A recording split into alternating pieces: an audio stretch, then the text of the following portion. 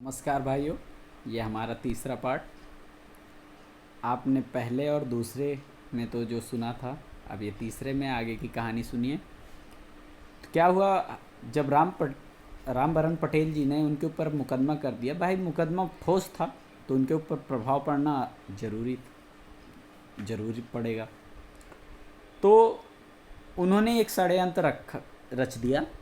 रामबरन पटेल जी को 376 यानी बलात्कार के केस में उन्होंने फंसा दिया। जब वो बलात्कार के केस में फंस गए तो भाई मजबूर हो गए, उनके भी छोटे छोटे बच्चे हैं, परिवार है। और हमारे हरीशचंद्र पटेल जी को जानते हैं, वो किसी भी हद तक जा सकते हैं किसी को भी नीचा दिखाने के लिए, चाहे वो सही हो चाहे गलत। और वो गलत करके भी भगवान को तो आगे लाते ही हैं कि कसम खा के कहते हैं हमने गलत नहीं किया। और उनके बारे में आप 10 साल हो गए, आप तो वाकिफ होंगे ही कि बात करने की कला, लोगों को लुभाने की कला उनके अंदर तो थी, पहले भी थी, आज भी थी। और मसीहा तो एक बार बन ही चुके थे राम प्यारे के कार्यकाल में। तो आप जान लीजिए कि फिर आगे क्या होना था। भाई वो मजबूर हुए, कॉम्प्रोमाइज़ किए कि मैं आपके पीछे नहीं आऊँगा और आप हमारे पीछे नहीं आएंगे। और आप ये भी जान लीजिए कि ये सब सरकारी मुलाजिम भी हैं, यानी सफाई कर्मी भी हैं, सरकारी कर्मचारी के अंडर में आते हैं, अच्छी खासी तनख्वाह भी ले रहे हैं बिना काम किए हुए।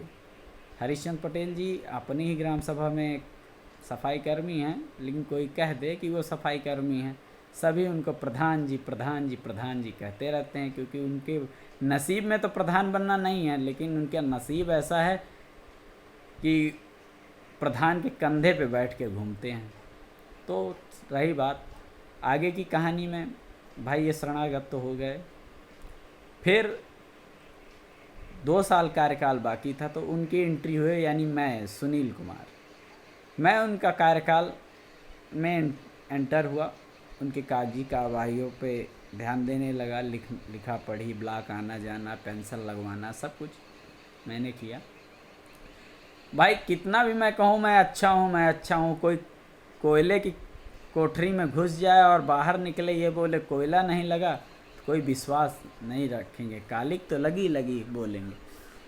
तो मैंने भी कोई बात नहीं, और मेरा पहले से स्वभाव था कि गलत नहीं करना है, स्वाभिमान सम्मान को जीवित रखना यही प्रथम कर्तव्य होता है मनुष्य का।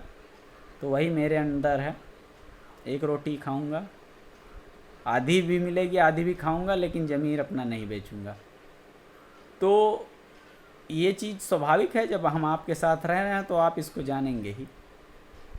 तो भाई जब मैं ऐसा हूँ तो फिर आप मुझे प्रधान बनाने की तो सोच नहीं सकते, और मैं प्रधान बनना भी नहीं चाहता था, ये अच्छी तरह से जानते थे। मैं पढ़ लिख कर एक सरकारी नौकरी करना चाहता था, अपने परिवार को संवारना चाहता था।